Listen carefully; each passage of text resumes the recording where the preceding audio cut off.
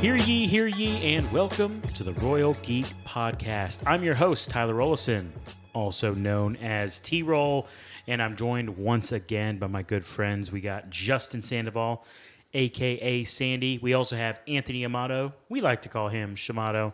And, of course, we got my man Applezach's Zach Markham with us as well. Gentlemen, so good to see y'all.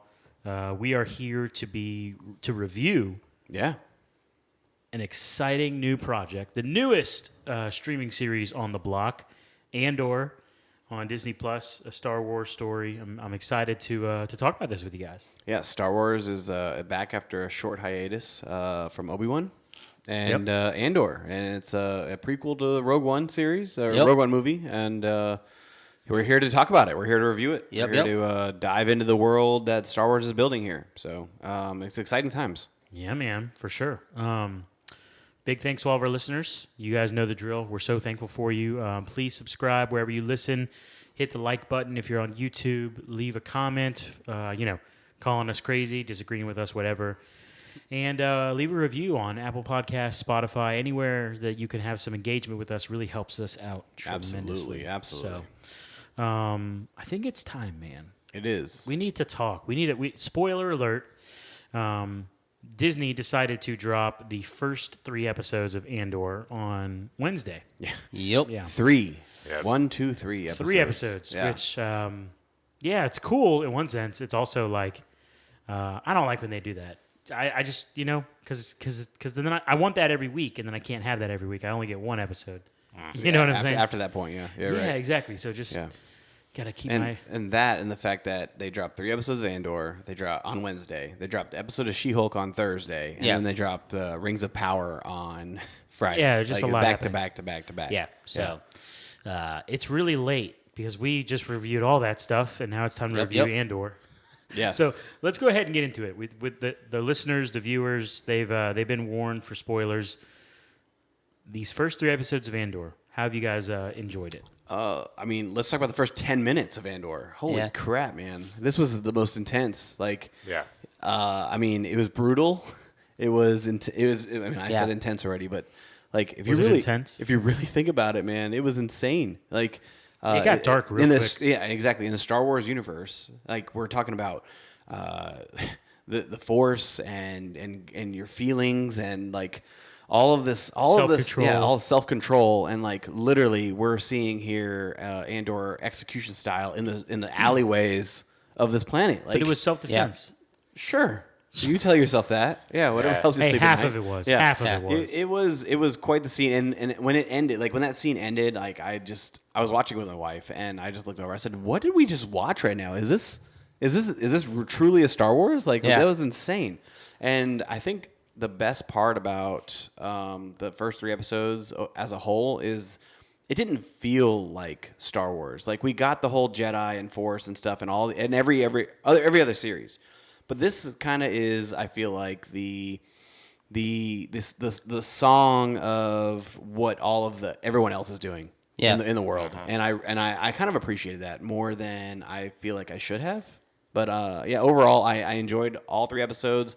I think if it was just 1 episode released, I would be okay, it's moving. Well, but all 3 gave a really good arc, and I did watch all 3 in a row, and I really feel like the story that they told to set up the character where he's at right now was great. So I really enjoyed it as well. All 3 episodes. I'm a sucker for a rebellion story, and I really love seeing the fact that the way the rebellion was born, and everything, especially that with character development and all that, it wasn't always just based around morals. They got dirty. Yeah. A lot of them had to do things they didn't want to do.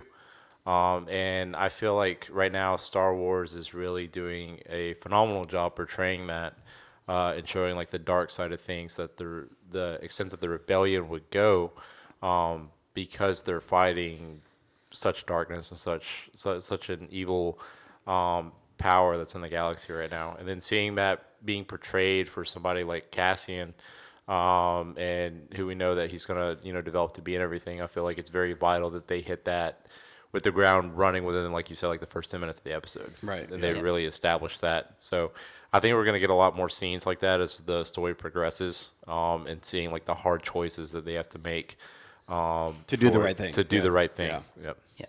I do really think it was really cool. Like, I felt like they did a great job of the way that third episode ended. It felt like the right way to end off. You know, like it was right at the moment to where you would want to leave you to where you were like hooked in and you really were wanting more content perfectly to make you wait for that content, you know? So that was really cool. And, you know, like you're saying that first scene with the soldiers, and it was just like the moment with the one guard or security guy or whatever he was, like the flip, the moment that he realizes like how much his life is in peril, like at the moment when he realizes that, you know, the only way that three men can have a secret is if two of them are dead, you know, like, so like the idea of him coming to that moment and him trying to like rationalize with him a little bit and just like plead with his life that like this, it was really cool seeing that flip, because they're up until basically that moment, they felt like they had the power, they had the swagger, you know, as in that conversation. And then all of a sudden, like it dawned on him that this wasn't a game anymore. Like this wasn't just a night out for drinks. This was, his life was in peril, you know? And, you know, looking at Andor and knowing that, like seeing the look in his eyes and understanding what it actually meant it was a pretty chilling moment, truthfully. Yeah, it truly was. It really was. Yeah. I trying to think. It started off very like okay, did you guys think that excuse me, man. Getting choked up over Andor, man. Do you guys think he was actually going to murder that guy? No, not at all. Yeah, I didn't see that. You did? Yeah, I kind of didn't think I kind of thought he would, because of the way that, okay, so if you think about his character, and do you remember in Rogue One when he's with that other resistance, what is somebody who was technically an ally at that point, you know, and they get trapped, and he's like, that moment where the guy, he has the choice of letting the man live or letting the guy get caught, and potentially it was really a very similar situation. Yeah. And letting somebody live to potentially be able to talk, you know, in Rogue One. And then this is kind of like a mirrored situation just a little bit earlier in his life of, you know, him having to make that choice. So it actually made it perfectly fit into what we know of him as a character, truthfully. Yeah. Yeah, in this scene, like once he realized that, you know, the other guy was dead, I don't think it mattered what that other guard said. He already had his mind made up. Yeah. And like it was him convincing himself like he knew what he had to do. Yeah. Because there's so much at stake here in this, and you find that out like later in the other two episodes, like he cannot get caught. Like right now, like he's on like his own like side mission trying to, you know, find the location of his sister. Right, yeah. While at the same time like living this double life almost on this other planet, and he's already built like a family from the people who've adopted him in a sense, and he's got to protect them. So I think he already had his mind made up in the situation, and it was just a point where like he knew what he had to do, and he did it. Yeah, like right then and there. So. Yeah, and also to the comments about what you said, Shamato, about the ending of episode 3, I felt like the first few minutes, like you said, were gripping for me, and then if I'm honest, like a lot of episode 1 and 2, I wouldn't say I was bored, but I kind of felt it just felt redundant. It's like it just felt like a Star Wars story where you got this person who needs to escape this planet, but that person's broke, so they've got to find a way to get money to then sneak off the planet while they're wanted by the Empire. Like all these things. Yeah. It just felt like very like normal, and I was very uninterested all the way up until probably like halfway through episode 3. And then I remember watching the back half of episode 3, and I like literally sat forward. Like I like sat forward, you know what I'm saying? Yeah. Where I was sitting, and I was like, holy smokes. Yeah. Like I was in. So it's moments like that where it's like, okay, in fairness, I know I was critical of them releasing 3 episodes. It was more of because it's a lot to take in. But in fairness, like if they would have only done 1 or 2, me personally, I would have been like not that into it right now. But episode 3 was so good. It was Yeah. great. And I'm a sucker for a rebellion story as well, Markham, and just even the fact of seeing how he was getting recruited, by what was it, Luther, or what's Luthen? Yeah. I think? Luthen. Yeah. Luthen. Okay, I misread it. Luthen. Excuse me. Yeah. But yeah, I mean, just it was sick. So Yeah, and you said you got a little bit bored in the middle portion, right? yeah, disinterested. I wouldn't say Okay. bored. Okay. Disinterested. Maybe those are the same thing. I will say that I enjoyed that aspect of it because Star Wars. I mean, the prequels went heavy on like the political aspect of the Empire and the Rebellion, right? Like they went heavy in that side of things, right? I do feel like this had a little bit similar to that, right? Like they're establishing a system, right? They're establishing the system that needs to be broken, and I feel like with the fact that they were able to explain all of that, and like the head cop sergeant guy saying like, oh no, it did not happen like that. No, they weren't killed. It was an accident. Like that kind of thing. Like they're heroes, right? Like. He was trying to fabricate that story, and I feel like that was kind of to set the tone for the kind of world that they are living in currently, and which is what's going to spark the rebellion and what's going to ignite what Cassian's going to end up doing, and kind of play into his role and the rebellion's role moving forward. Yeah. I do really like the fact that just like Rogue One did, this is a lot about building the story from it's like a street view of what's actually happening. Even from the Empire side, it was very much like this mid-level person. He isn't super powerful. I mean, he's relatively powerful in his own role, but they aren't super. He isn't super influential. Andor, of course, is relatively low level in general. Whereas a lot of the Star Wars trilogies are set around the people that are at the very top. Even though they're, they may not always start at the very top, they are the very top. They are they are either the Jedi, they're learning how to use the Force, that kind of stuff. Even on the evil side, you're talking about people at the level of the Emperor, or people who are literally running Star Destroyers and stuff like that, So it's cool to see the street level action going on to where these people who are just trying to survive, in a lot of ways, Yeah. So it's always really cool when you get to see it from this point of view instead of from the 3,000 foot view, Right. Yeah.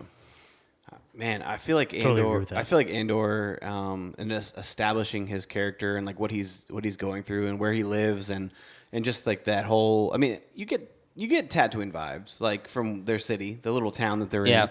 But I feel like just his level of hey, he's trying to make a backdoor deal with somebody because he has something very valuable. He has a box, right? He has the sealed Empire communication box, pretty much, right? And just the fact that he's doing backdoor dealings and he's trying to get enough money so he can get out of his situation to find his sister. The whole just establishing that I found it very intriguing, and it for me it really drew me into the story. I trust me, from episode 1, from the very first minute till episode 3, the last thing we see, I'm in it the whole way through. You said you were disinterested for little parts. My wife was like, "This show's not for me. I don't know why I'm watching this with you." She was not. She was not in at all. She was on her phone working on other stuff the whole entire time. That's okay. Yeah, but yeah, it was. I thoroughly enjoyed it. Yeah. Yeah, same. I also like the fact that right now, with him as in this character, he's so reserved and so quick to protect the people that he's close to, but at the same time, you get this vibe that he has these barriers put up where he doesn't want to get close with anybody. Yeah. So he's keeping himself at a distance, but still is willing to protect the people that's in his circle. Yeah. And you could even tell that with the people that adopted him. He's kept them at in arm's reach, so to speak, until he gets what he wants, but he still cares for him at the same time. It's a very weird dynamic. that he's got. But I'm interested to see like how this goes to the way he was like in Rogue One with his crew and all that kind of stuff. Yeah. And it was just cool, like, seeing that he had this, like, the forethought for this break in case of emergency item. Because, like, he had this item that, he was kind of holding off on moving until he really, really needed it. Like, he understood how valuable the item that he had was, and he could have moved it at any point. But I think he kind of knew that once he moved this item, like, things were, in motion. Yes, right? things were in motion. So he understood that this was something that needed to be held back until, like, the last moment, like, until he really, really needed to do something. And then, from the events at the very beginning of the first episode, we got to see that this was that moment where things were, moving faster than he was wanting them to, and he had to do what he needed to do to, get everything into motion. Yeah, why does it always feel like the Star Wars universe? It's like it never feels like there's every planet is just run with such. Every city you see is like so depraved. Yeah, it's so dark. There's just like, nobody's happy. Everyone has jobs they hate. Everyone's miserable. It's like it always feels like the Wild Wild West, no matter what country planet they're on. You know what I'm saying? Well, Yeah. I mean, just Well, I think think- about it. It's the Empire, right? Correct. Yeah, that's exactly what I was about to say. Like Suppression. Yeah, I think this is just the vibe that the Empire, like coming into power, and everything's set up for the entire galaxy. Yeah. The only people that would be happy right now and thriving are the people that are on the Empire side, or like Imperial The elite. officials. Yeah. The elites that are benefiting from everything All that's the going rule on. and order. Yeah, correct. So, because I mean, right now, like you have the Empire that's depriving a lot of planets for their resources, for their people, all these things. But the only one that's to benefit from this are the elites. Yeah. Yeah. So Yeah. it kind of pushes the people that are in these situations, the everyday like citizens, into this survival Wild Wild West type lifestyle, Yeah. or the people that are distant from the Empire, and the Empire has like no control over. Yeah. Well, it's kind of those like set up points. like when you think about something similar to like prohibition. Like the government has clamped down so hard that regular citizens are being squeezed, and the only people that can thrive are either people that are directly working with the overarching force of the Empire, or that are trying to work out, that are used to and comfortable with working outside of that. So, for example, like criminals. So, like during Prohibition, a large part of the reason why the mob became such a big thing during the 20s was because they were the ones that had the capability to import the alcohol into the United States. So it's very similar to that way, that there are people that are willing to break the laws, that are willing to go around, that have the skills to be able to do that. Are the ones that will thrive outside. So I think that's why a lot of times in the places that are free, that those are the places that are where the criminal element, is thriving and is kind of in control. And we do kind of get introduced to a character who is known for moving things, and we get Bix, which shout out Bix, man. I'll shout out Bix, man. That's all I gotta say. Shout out Bix. Yeah. She does move things, in which she's at the point of contact for Yes. Andor, and she is in that world, right? She's the one she's going behind her partner's back, and she's kind of like establishing these connections with Luthen and just Andor, but just that's the world that's been established. So and Andor is using his resources to make contact, to get that money, get paid, so he can move on with his journey and finding his sister. Yeah. So, question about Bix. So, she's obviously awesome. She, the way she kind of is like the connecting point, as you said, for Andor. Now, Luthen was clearly he was there for what Cassian was selling, but really, he wanted to recruit him. So my question is, do you guys think that Bix herself is also kind of like a recruiter, or do you think it just so happens that like Luthen was interested in Andor because like, do you guys get what I'm asking? Yeah, I see what you're saying. I don't think. How deep is she in it? I don't think she's that deep. Yeah, I don't think she is I either. think she's more of like she's literally like the go-between. Like Yeah. she's the one who's going to put the rebellion in touch with the people who are willing to get the job done. Like Yeah. who are willing to. She's deep in it now, though. I'll tell you what. Yeah, I mean, yeah, bought yeah. in. I don't know how where her character arc is going to go from here because I mean it's left on a little bit of a salty note with Yes. Tim dying. Yes. Yeah. Yeah, but that could be the extra driving force and pushing her towards the rebellion. That's what I'm saying. Yeah. All I know Loss is that is a great motivator. Right. All I know is that this better not be the last of Bix. Yeah. Like, I feel like her character has to, like, you know, be more of a part of what is going on. I think maybe this is kind of like pushes her out of her comfort zone because she seemed to be comfortable in being just kind of outside of the system, but not necessarily, you know, fighting against. She's not truthfully fighting against the Empire in any sort of way. She's not for She's just or trying against to. anything. She's just trying to survive. that is perfect really what it middle comes down person. to. Yeah. She's just there.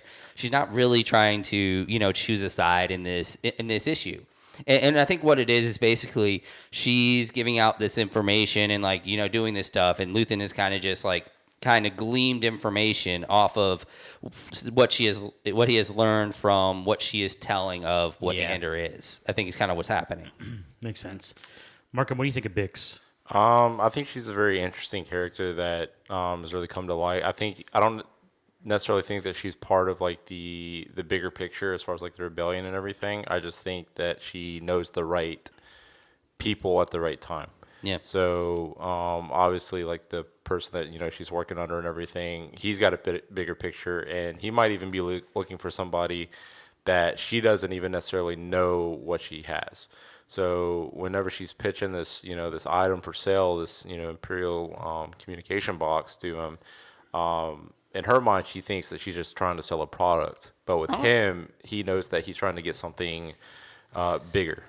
So I think she's going to come into light and help out, like when it comes, you know, when the time comes down to it and everything, and realize the bigger picture and join up, like, you know, for the calls and everything. But I don't know, who knows?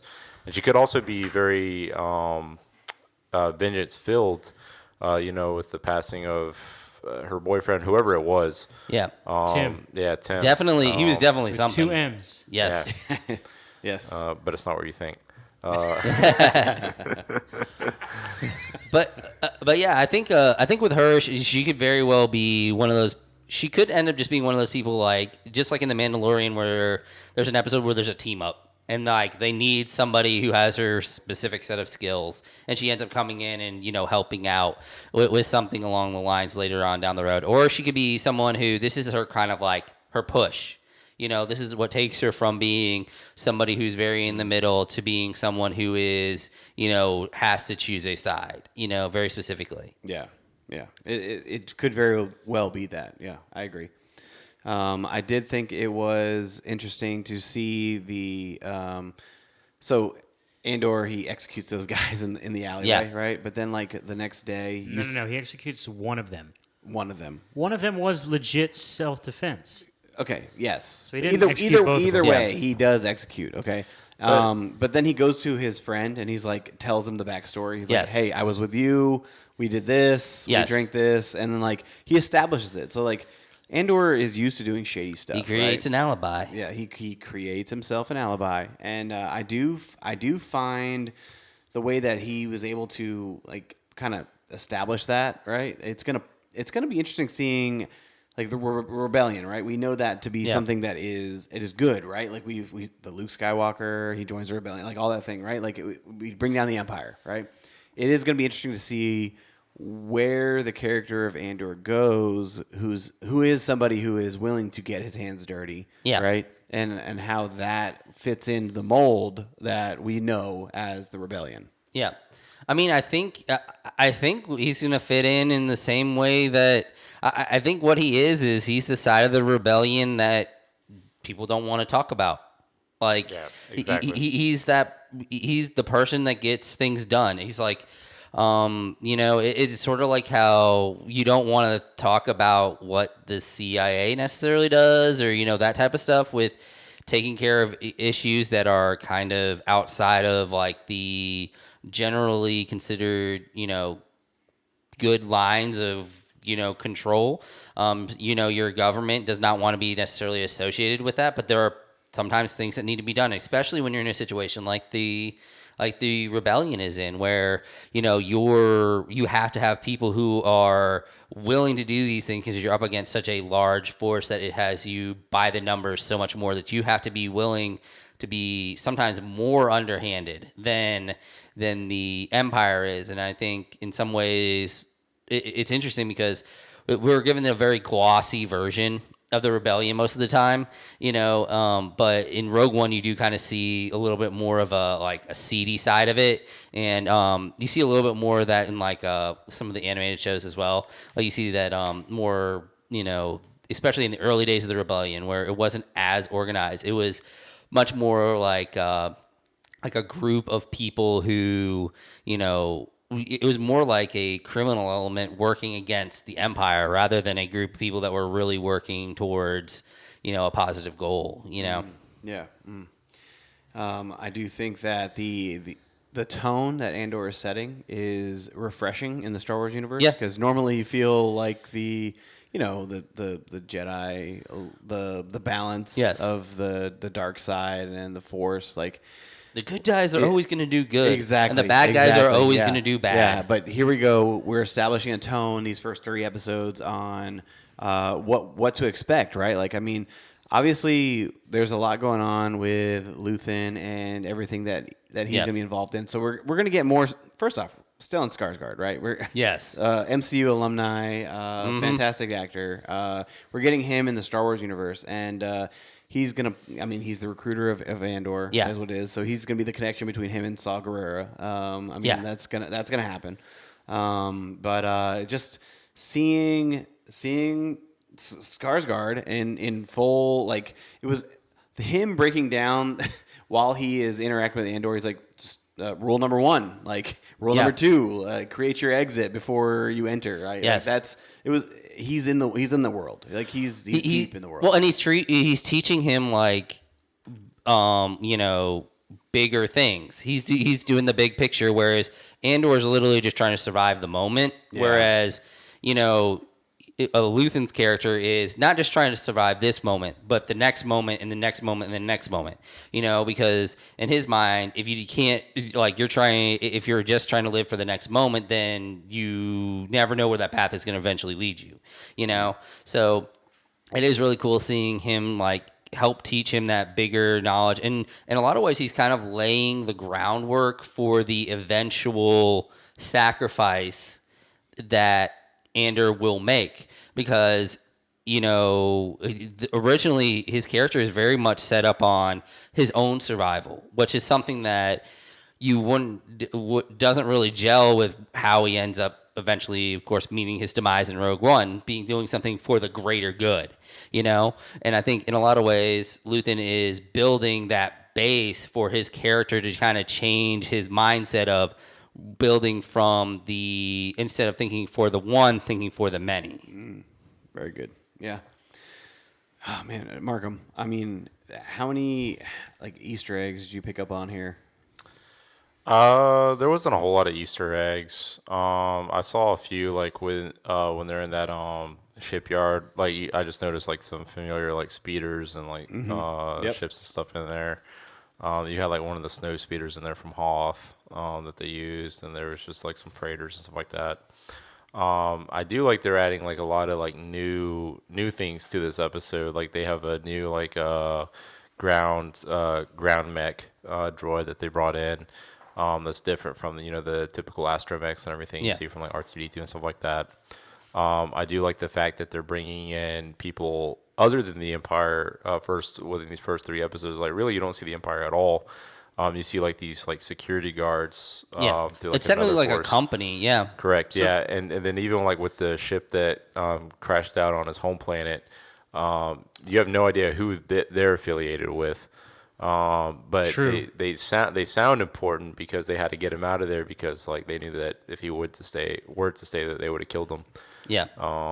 This security company though, they're not are they owned by the Empire, or are they just associated? They're definitely associated with the Empire. The way I saw it was they are like the security detail for a larger company. So they're like a company that does something on planets.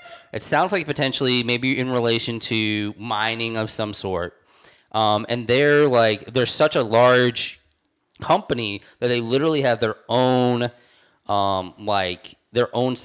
security force that is almost like a small military of their own right to protect the rights and protect their holdings on these different planets is the way I kind of saw it. An old boy who at first really totally disregarded the killing of 2 of his employees. He was on his way to like an Imperial Review board or something like that. So it sounds like this company probably has some deep pockets in the Empire. Oh, yeah, for sure. So there's definitely a very, very, very close tie. Yeah, they're either backed by the Empire or they back the Empire. Yeah, in some way. Yeah, like it's a relationship similar to that, to where either the Empire, like I wouldn't be surprised if they have like a contract with the Empire, and basically the Empire kind of like helps them out by stuff like that. It's kind of basically like almost like contract work in some ways. Yeah. Okay. But they do stuff for the Empire, and the Empire also does stuff for them.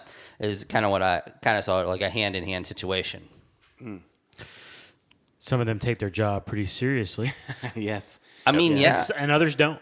Yeah. I mean, although he was super kind of naive, the one safety officer, but he was overzealous in a lot of the ways that he was working. I understand where he's coming from in the sense of like, if 2 of the people that you work with, like for your company, especially in this time period where there is a lot of like outlaw like type of actions, if it's kind of around the idea of if you will allow to show some weakness, it's kind of like the idea of if you give them an inch, they'll take a mile. Yeah, like situation. 2 of their people killed on their premises.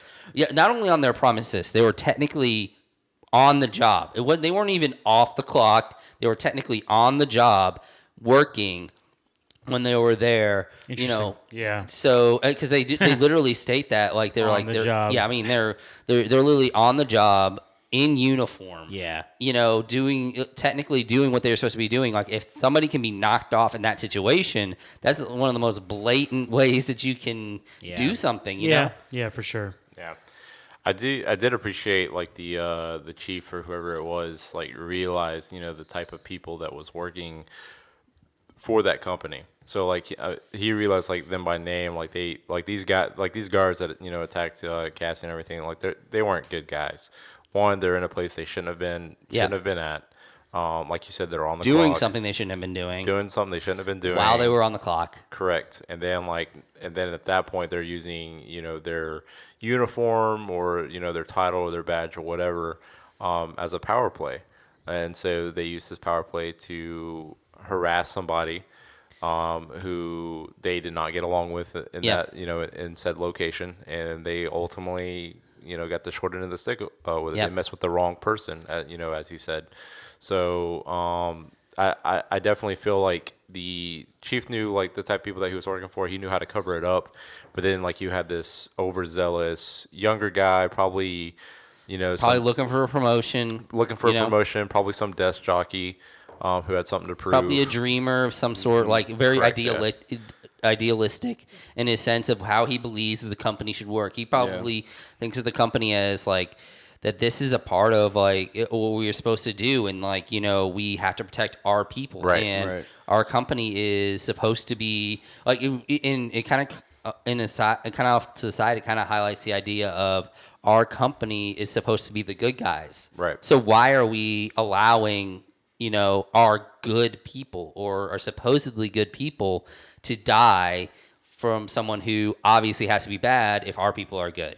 How about his awkward speech on the shuttle as they approach the planet? Like that was just that was awesome. Yeah, it was. It truly was. But like he was kind of establishing himself in episodes 1 and 2 as like a stronger character. But then like when he's in the thick of it and he goes to the field, he is a shell of himself, and the speech alone was like so awkward and very cringeworthy. Well, I think it's kind of leaning towards like the showing that he's a greenhorn in a lot of ways, and he's kind of like Markham was saying, he's kind of a desk jockey. Like he's not. Yep. He's the person who's supposed to be behind the desk. He isn't supposed to be out in the world. You know, you can be great at what you do, but if you're put outside of your like realm of abilities, it's not going to work. And speaking of like the way that comes in, it reminded me of a lot of scenes from like the Clone Wars TV series as they were coming in like on the lander. I don't know. It just reminded me like of like the way that they would come in.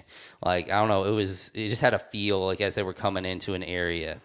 Yeah. I know corporate personnel when I see it.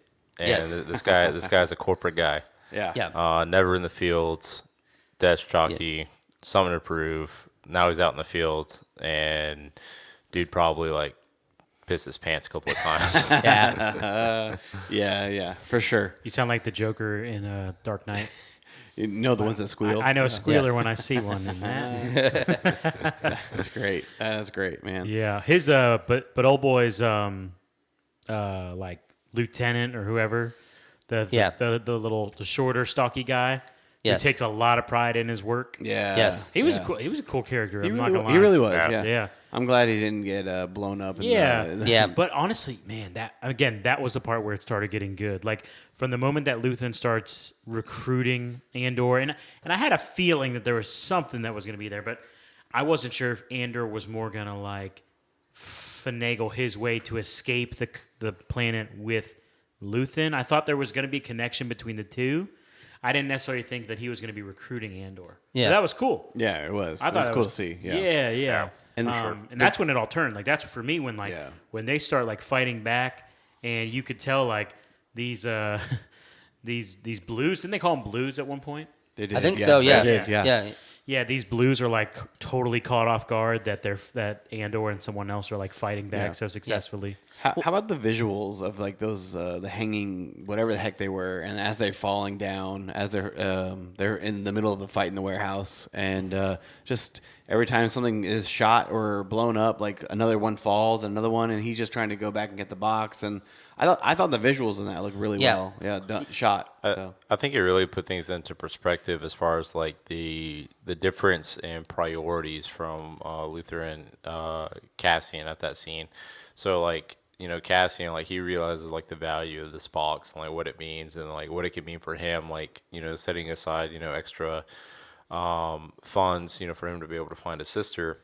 So that's all he's focused about. But then you have, you know, somebody like Luthen who sees the bigger picture and knows like what else is on the table. It's kind of like, you know, Cassian's fighting for like this quick buck, trying to get this quick buck, so to speak, and then Luthen's able to offer him a career.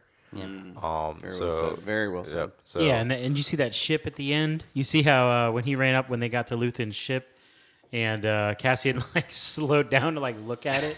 That ship was nice. Man. It was very nice. Yeah, he's not worried about one little box. No. Not at all. No, not at all. It was a very nice ship. Good shout. Good shout. Yeah, man. All right, what else? We're going to wrap up here soon, but what else do you guys want to talk about from these first 3 episodes? I mean, I think it was interesting to talk about the brutality of the way that they were talking about what happened on his home planet, and like like the way you got to see what really happened in a way, and then you also got to see people talk about the way that it was almost covered up. Very similar to what the one the guy was talking about. Oh yeah, these guys are heroes and stuff like that. It was almost kind of showing how on that planet, oh yeah, it was like something happened on that planet, but they didn't say it was a retaliation because the natives, killed some of their men. It was, just something happened with the mining facility is what they talked about. They didn't bring up the fact that they were like, it was largely a retaliation move to because of what happened. Also, it was kind of interesting to see. I'm really wondering where the adults are. Like, where were... Yeah. Like, they were all young. Like... I think it made a statement that they had to shut down the mines because of just unsafe accidents Yeah. and stuff. So I feel like all the parents were minors, and they got killed somehow. And then I mean, that's the Canary were left behind, and the kids, the kids. only one. Yeah, I do think that's probably what it was. But it was an interesting thing to see all like because no one was probably older than like 16, like in that entire like tribe or whatever it was. Yeah. That was going on. My other speculation with that too is like maybe there was something like within their genetics or about being like maybe under the age of 20, where you're able to like survive with whatever's going on over there. But like once you start, hitting adult age and everything is whenever you start getting sick or whatever. Because the people that the shuttle that crash landed, all those people were adults like on that ship. Maybe. Yeah, and it seemed like they were, something was in the air that was toxic. Yeah, they even had those gas masks or correct. whatever. right, Yeah. Interesting to think about if that is the case. Some biological weapon that way. Yeah. Or just in like the mining, what they released from the planet Yeah. itself. Yeah.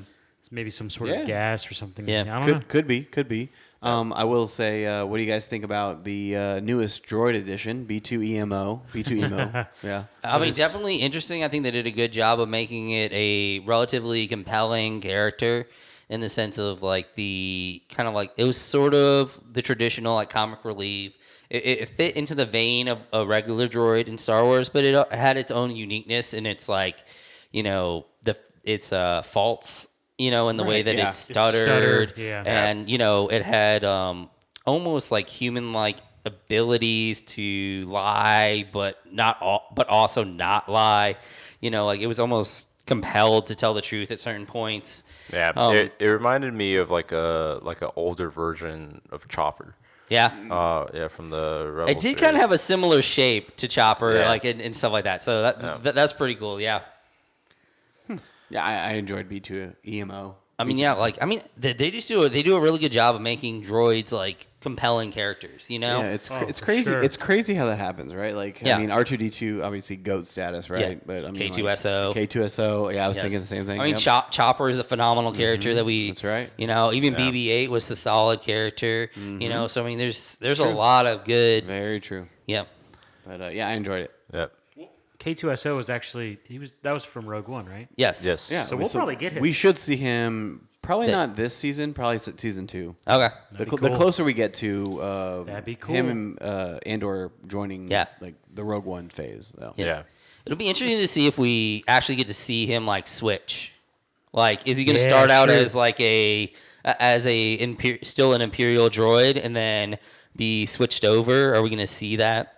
Is he going to start out as? That'd be awesome. Yeah. It'll be interesting to see if he still has. I know. I think they stated that it was because he was switched over that he got some of that snark. Yeah. But it'll be interesting to see if he has a little bit of that still kind of like underlying snark to himself before he gets switched over. Yeah. Listen. We're in for quite the ride because there's 12 episodes in this first season of Andor, and So 9 more weeks, right? yeah, and then there's I believe they've already filmed the second season with 12 more episodes. So there's like 24 total episodes of Andor Heck yeah, man. available. And Buckle up. yeah, exactly. So I'm excited for what's to come. The first 3 episodes were I thought they were really good. I'm really looking forward to what's next. Amen. I Yeah. like it, man. Yep. Okay, well, it's probably time we wrap it up. Big shout out to all of our listeners. We appreciate you guys so much. Please remember to subscribe to our YouTube channel. Subscribe to us on Spotify, Apple Podcasts, wherever you listen. Leave reviews, comments. These things help us out a lot. And share this podcast with some of your friends. Or you got any friends, some buddies, some pals that are Star Wars fans? Send this to them. That really helps us a lot. And please come back next week because we will be reviewing episode 4 of Andor, as well as a lot of other things. We got a lot in the pipeline, a lot cooking in the oven. So please come on back. With all that in mind, for my good friends Sandy, Shamato, and Applezax, this is T-Roll saying thank you so much for listening to the Royal Geek Podcast. We will see you next time, you peasants.